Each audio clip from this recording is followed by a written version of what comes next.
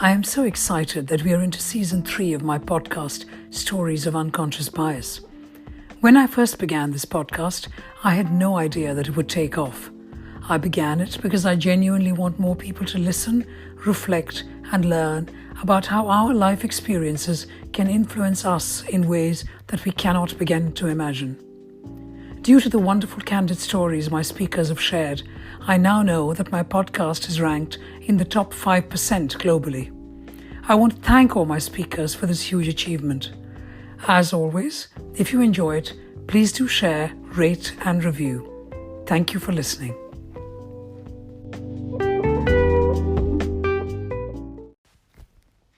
Welcome, listeners. I'd like to introduce S.P. Rawal. S.P. Rawal was born in 1940 to a rich landowner in what is today Punjab, Pakistan. He was born with the proverbial silver spoon in his mouth, available only to zamindars or landlords in the British colonial era. At the age of 7, he was forced to go through the trauma of India's partition, travelling as part of a caravan of bullock carts, staying at a refugee camp, and doing all sorts of menial jobs. At the age of 27, SP was diagnosed with tuberculosis and had one lung lobe removed. At the age of 40, he had Meniere's disease, making him deaf in the right ear. At 50, he lost his wife in a car accident. At 67, he had a hemorrhage in his left eye, resulting in loss of straight vision. Today, aged 80, he is the chairman of a leading brokerage firm dealing in arbitration support, both nationally and internationally. SP keeps himself busy playing golf, singing, visiting his clubs, and doing social work. I think we're going to have a very interesting conversation. Welcome, SP, and thank you so much for joining me to share your stories of unconscious bias. Thank you, Smita, giving me this opportunity. Thanks a lot. So, unconscious bias, SP, what do you understand by unconscious bias? Smita, it reminds me about 30 years back, I studied and taught something called psycho-cybernetics, which means mind has two parts, conscious and unconscious. Unconscious mind is like a CPU, where on the basis of the five senses, feel, see, breathe, hear, smell, taste, whatever, you see object of a country, talk about that, and you form an opinion. More than often that these opinions or biases, as I would call, are formed instantly and without any rationalization or supportive evidence. That is how I would look at it. And that's a very sophisticated academic explanation, and I really appreciate it because I certainly haven't studied or taught psycho-cybernetics, so it's interesting but I agree with you, and it is about the mind having two parts, both the conscious and the unconscious, and about how we can instinctively react to something without real evidence to support. So thank you for that, SP. So you've had a wealth of experiences that most of us would not even be able to begin to fathom or understand. Can we start from the beginning, if you don't mind?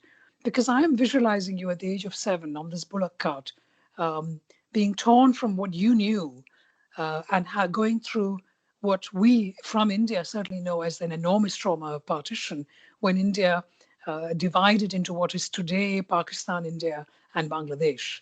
And for those of us listeners who don't know, many hundreds of thousands of people, Muslims and Hindus, crossed borders to what is today Pakistan and Bangladesh. And as a result, many people were traumatized, were killed, and it was extremely dramatic and traumatic for many people, including you. So can you share a story around that with us, please? I was born with a silver spoon, yes. We were living in a lap of luxury. All the comfort one could ask for. Battery of servants are there. I used to ride horse riding at seven age, along with my father. He would ride on a white horse, I remember, and I would ride on a brown mare. And we would go to the village, and that was owned by my father. I mean, that kind of a lifestyle that we had it. And sometime I would go to the school in a horse carriage. I mean, having with that kind of status my father carried, having the kind of the life that we are living, One day, a drummer comes to the street and announces. Those days there were no media per se, but that was the only mode what the government would use it to announce any important announcement. The drummer comes to the street, announces that the country has been divided into two parts. And those people who wish to go to India should move on to the other side of the road. Incidentally, that road where our house was on the one corner was, we were an undivided India, became that part of Pakistan, so-called, and we had to shift to the other side of the road called Indian zone. Fine. So far, I could not rationalize, but those affected me. And I was watching it, what is happening all around. Then people had to move out of the city. Now, how we move out of the city? There are the options are you could go get a train, go by caravan, bullock cart, go by walking, whatever you want to do it. And my father, being head of many families who will come and take his advice, they said, tell us what to do. They said, okay, now we went to the railway station. The railway station platform was full in the sense there was hardly any place where people were, falling on one another. It was completely full. And another thing which happened there, this is all the circumstances it happens. My father's sister approached my father saying that one of his daughter is engaged to a person who is already also on the platform. We do not know what will happen tomorrow. Why not arrange for a marriage here itself? Now my father said, okay, go ahead. Now what we did, we makeshift arrangement of the marriage ceremony. We got it done, and it was all performed. After that, the train did come. The train, when it came, and there was so much of rush. Everybody tried to get into the train, and our family also tried and went into the train itself. But my elder sister came down, saying, I will not go into this train until unless her husband comes, who was expected from the village. Now, if the eldest daughter cannot go, my mother will not go, my mother will not go, my father will not go, the family will not go. Everybody was called to come back. And we came back from the railway station to the same so-called Indian zone. Now, mind it, there is a group of people moving around and creating a fear in us. And it was so difficult to pass the time, how to go about it. Then my father said, okay, we'll go by caravan. Now we had to have a bullock cart. Now what an irony that my father, who owned villages and had number of bullock carts, could not call for bullock carts from them because mostly they were different community and we were scared of going there. We had to buy the bullock carts and came 90 or 100, I don't remember, 1 kilometers. We walked. I was 7 years. I was walking all through. My younger sister and younger brother were those accommodated on the bullock cart, but everybody was walking. Now, these 2 days and 1 night was a horrible experience for anybody to go through that. Not only the passage as such, not like that, but the difficulties which were created for us. I'm coming back to the unconscious bias. The caravan stopped at one place. They were looking for water. Those days, all villages, if you are aware of it or not, would have the only source of water was rainwater in a pond outside the village, where the animals and the human being on one side that they will use the same pond. Now the caravan people goes there to get water for drinking. What they find, a, a buffalo was cut, butchered, and the blood was oozing out and getting into the pond. Not a single person could take the water as such. I'm talking about even now. If I have to go to a place called Jama Masjid, where there is a famous restaurant for non-vegetarian, I have to take sometimes people from outside. But believe you me, there is a sense of uneasiness. The unbiased, unconscious fear is there. I don't know why. It happens. And it continues with that. This is very powerful, SP, purely because I just want to, for the sake of the listeners, summarize briefly your very powerful and moving story of growing up with literally in the lap of luxury, and then having just by chance serendipity, not getting on a train, going by bullock cart, and then arriving in villages and not being welcome because you are the refugee now. You've gone from being someone of wealth and respect, you and all your family, into being somebody who has nothing. And you are seen as a refugee, and you are seen as somebody who is arriving and maybe taking somebody else's water or work or life in some way. And so not allowing you to drink water is just one example. By killing that buffalo and leaving it there is telling you, saying you're not welcome. You're not welcome in our area. And that makes us think about refugees in themselves the world over, including today, SP, where how do people who are well settled in their own homes and their own identity in their own country, how do they feel when foreigners arrive in their country because they have no option but to leave the country of their birth? And that has what has happened to you as well. So we can see the parallels, even though you may not see it, but I can hear and see the parallels for sure. And another point that you made, which I think is very powerful, which is your unconscious bias regarding fear. And about the fact that even today, when you go to a predominantly Muslim area in Old Delhi to go and eat at a very famous restaurant, it is so deeply embedded in you because of something that happened to you 73 years ago. You still can't help but feel uncomfortable. It's there within your own body. Is that correct? Absolutely, absolutely, absolutely. And that's a factor, Smita. I mean, believe you me, it affects me.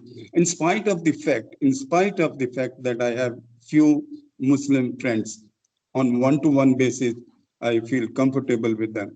But when I see the crowd, when I see them, and when I see their people speaking, it creates different kind of feeling to me. And that unconsciously, that fear comes back to me, the discomfort comes back to me, the resentment comes back to me, that why these people did that to us, why?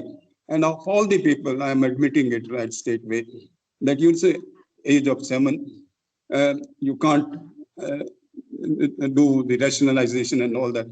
What was, and afterwards also, what is hurting me the most was my father. The man who lived a life of a Nawab or such a kingly life, and how he was made to suffer. And I see, as a 7 kid, I would still play, join people and all that. But I could see those things affected me. And when I go back and see why it affects me, because of those instances, because of those people, because of those they did, And because they have been. that is completely understandable, because the irony, of course, is the gentleman Cyril Radcliffe, who knew nothing about India, who had never been to India, went and literally arbitrarily drew a line. And that line was drawn literally on the road that you lived on. Yes. So the chances of that, And if it were many cities away, it would be completely different. Whereas it was on the road that you lived on that Cyril Radcliffe drew a line, and suddenly you no longer had a home, and you needed to literally cross the road to the other side, which then Yeah. became the India zone. But SP, I mean, you have so many experiences. You've talked about the trauma of the bullock cart and even today how that is so deeply embedded in you. But you then went and lived in a refugee camp. Can you share some stories about what that was like and what kind of learning you got Okay. from there? Yeah. Well, when we came to India after crossing the border, that was a sad incident. Again, it happened. People come to you to help and they rob you. But that's a different part of human psychology. But we traveled to different places in Punjab itself. And my father never wanted to settle down near the border. There were refugee camps in Jalandhar, Amritsar, Ambala. But my father said, no, no, no, no, no, I don't want to be near the border. We opted for Kurukshetra. Now, Kurukshetra, all that after coming from Pakistan, we were provided with a tented accommodation and one tent, and everybody was crammed up in that. Mind it, I mean, we have 3-story building there and what kind of living there. And now we are living in a tent.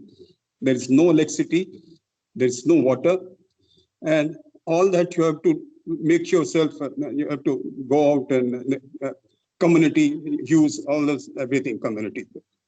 I mean, it affects you all. And then top of it, we don't have money. And believe you me, what exactly happened, my father's sister was very fond of making home sweet. Those home sweet is puffed rice with jaggery, and that she will put it in a sort of a This iron. is something to eat, you're saying, correct? Yes, that is. But if you Google it out, there is something called marunda, Right. and you will find that is chicky and marunda. She will make it, put it in the iron box, and that is called pipa. What is that? And her son, my cousin, my age, we both will take that, go to the platform, and sell that. Slowly, we had to add on more product like cigarette and BD and to add on to that. Every day, me and my cousin brother will go and sell that to see that there is something extra coming to the family. And not only that, and our condition remained quite bad, I would say, for quite some time till we got the land allotted after about a years. I don't know how many years. At one stage, when I was 10, I'm talking about maybe 9 or 10, I don't remember the age. My mother, I mean, hats off to her, whenever I think of her, it gives me a lot of strength. She called me and my sister. She said, look, we need some money, but you don't talk to your father. He has his own biases, but you go there and collect cow dung from outside the city. I will make a cow dung cake. We will sell half of it and half we will use it for ourselves. Believe you me, that impacted me so strongly. My mother's a character, I tell you, and so positively throughout my life. I never had any inhibition for working as a typist clerk, delivery salesman, sleeping on footpath. Nothing affected me. Every time I would reinvent myself and see that I face the situation as it comes to me. Work is worship. That's all.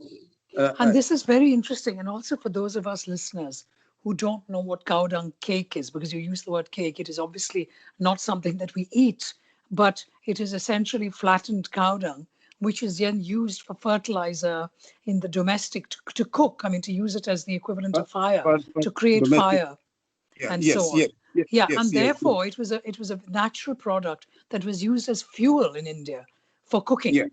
And Yeah. therefore, that was a very important thing in all homes that did not have, we didn't have gas and, gas and electricity and things like that those days.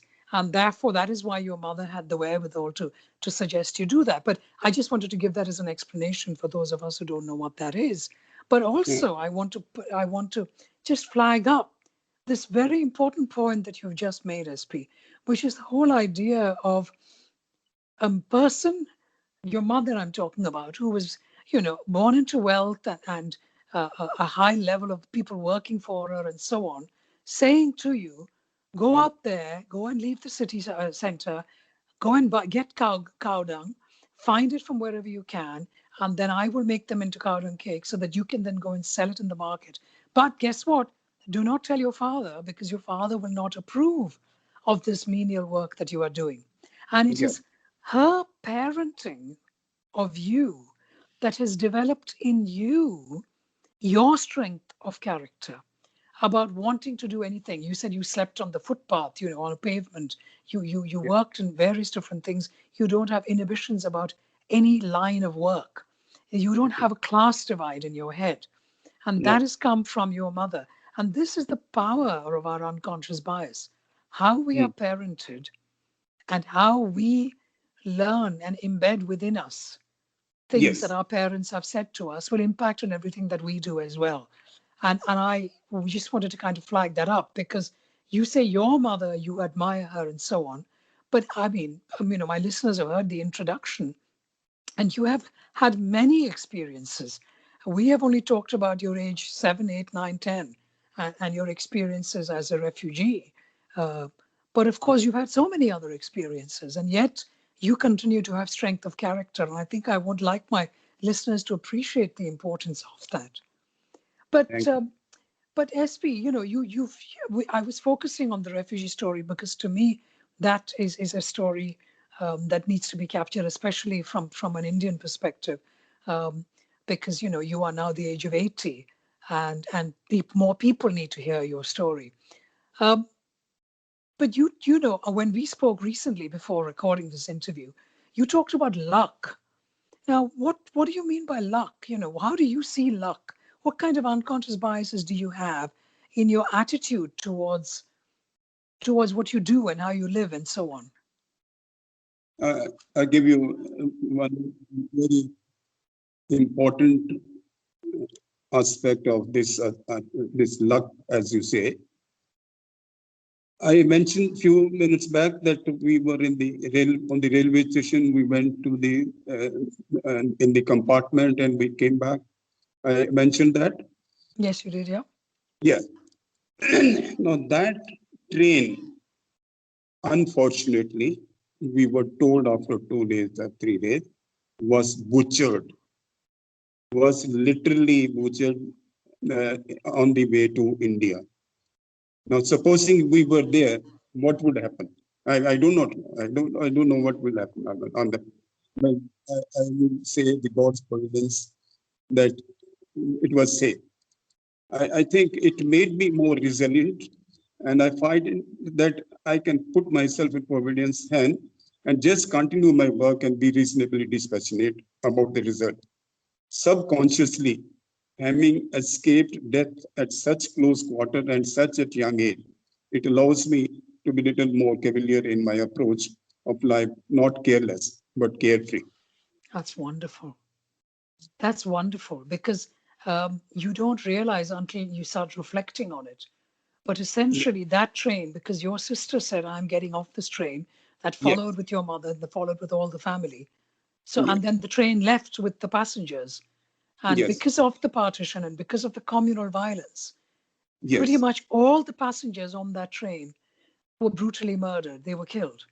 And you could have yes, so easily, you and your family could have been so easily one of them. But what's interesting is that that has also embedded your unconscious. Um, and therefore you are carefree. You've used the word carefree, but I would say you embrace life yes, fully, and you do as much as you can with the life that you have, which is yes. fantastic.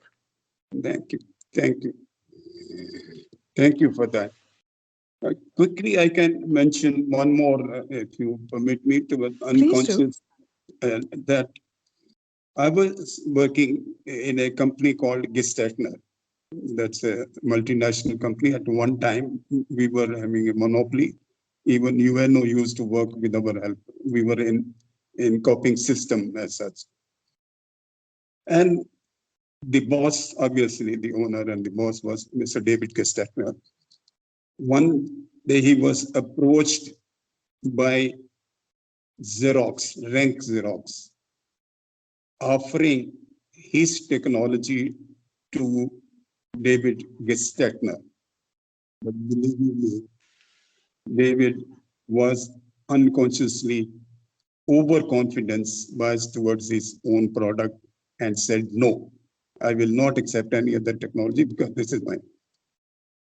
Believe you me, in case he had said yes, the world of copying system would have been different. And we were operating in 123 countries with that kind of a product. We could have moved the whole world in that system with the Xerox.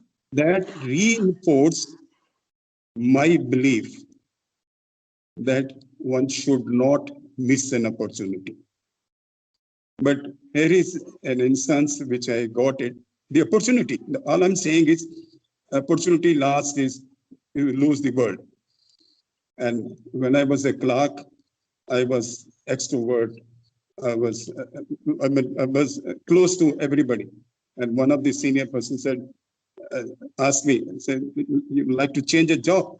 I said, why not? Yes. Now, see my background. I am coming from a village, do not know English as such. My background at that moment is I'm a typist. And this gentleman takes me to a company called Gestetner. It's a British company. It deals in that. And it's a long story to cut it short. And all that this man tells me, this is a lift, goes to the Gestetner company's office. You ask for a job. I said, come on, yaar. What do you expect me as a villager? I do not know how to address it even though. I said, don't worry, you will get the job. You go there. Now that was an opportunity for me. Went there. I would say I didn't have any experience as such. When I went there, I opened the door and I asked for Mr. Kenton. And his secretary said, no, you can't see Kenton. And see the luck, what we discussed it earlier. See the luck. Mr. Kenton was sitting inside the room, listening to me talking to his secretary, and secretary saying no to me. Mr. Kenton asked his secretary, who is there? He said, somebody comes for a job. He said, Sunday me. Now luck. I go inside, knock down, may I come inside? Went inside, stand in front of him as a standees, and he looked at me twice. He said, why I should take you? I said, and believe me what I said. I said, I'm handsome and I can sell. Nothing, because I didn't see my background. I told you my background. I mean, there was hardly anything I could do, I could say. And he said, okay, you can sell. Okay, sell me this. And you know what he does it. Those days, if you remember, Parker used to have a green pen with a gold cap. Now, he places that pen in front of me. He says, sell me this. I took the pen, opened the cap 2-3 times, marking a time what to say. I didn't have anything to say. I just walked out of his room and came back, knocked, come in, come, sir. He said, yes. I said, good afternoon. My name is so-and-so. I've come from the Parker company, world best company, has come out the best pen in the world. And I'm here representing you. So please write it down with your hand. Now, I open the cap, keep it at the back, give it to him. He writes it. I said, Mr. Kenton, in case you have any problem, I'm there to look after you. Yeah. And that was the end of the story. That was the end of the interview, and I was taken in. Wonderful. Wonderful had story. That happened, Smita, I would not be what I am today. So, just I mean, I want to just summarize, because there are so many things that have made you not what I am today, quote unquote. Your age, you're 0 to 7, living in a life of luxury. The trauma of the age 7, and then with the benefit of hindsight, recognizing the luck that you did not get on that train. Your mother embedding in you the idea of not having class divide and genuinely working and getting the best out of every opportunity. And then, of course, the Gestetner story, where Opportunity came knocking to them, but they, because of their overconfidence bias, refused it. And of course, they don't even exist, and nobody knows who they are anymore. Whereas you realize that opportunity knocks, doesn't knock twice, and when opportunity knocks, you must embrace it. Yeah. And so you've had so many different experiences here. Can you tell us your life lessons and what you've taken away? I I think I would say I've always lived my life with the basis that all of us somewhat have similar opportunity, and we can make something of our life just with perseverance, hard work, and positive attitude. The unconsciously it is embedded in you that there is a goal to achieve, and like that. And there's an old saying, Smita, if you remember, your thought are converted into your words are converted into your actions are converted into habit.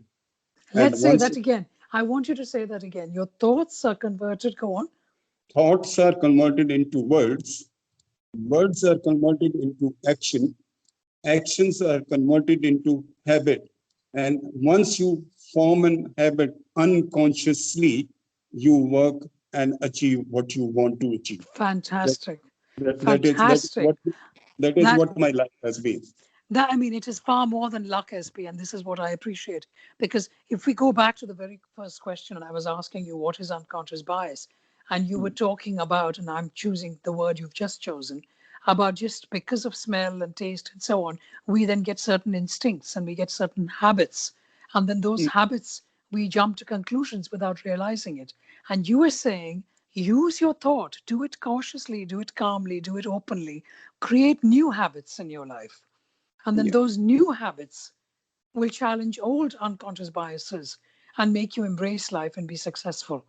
Fantastic. That's a Thank, great quote to take away, SP.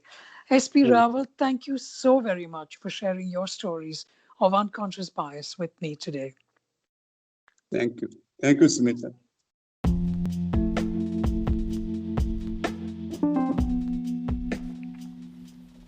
Thank you for listening to my podcast, Stories of Unconscious Bias. If you enjoyed hearing this episode, do tune in every Saturday for a new interview. And if you could share, leave a review and rating, that would be hugely appreciated.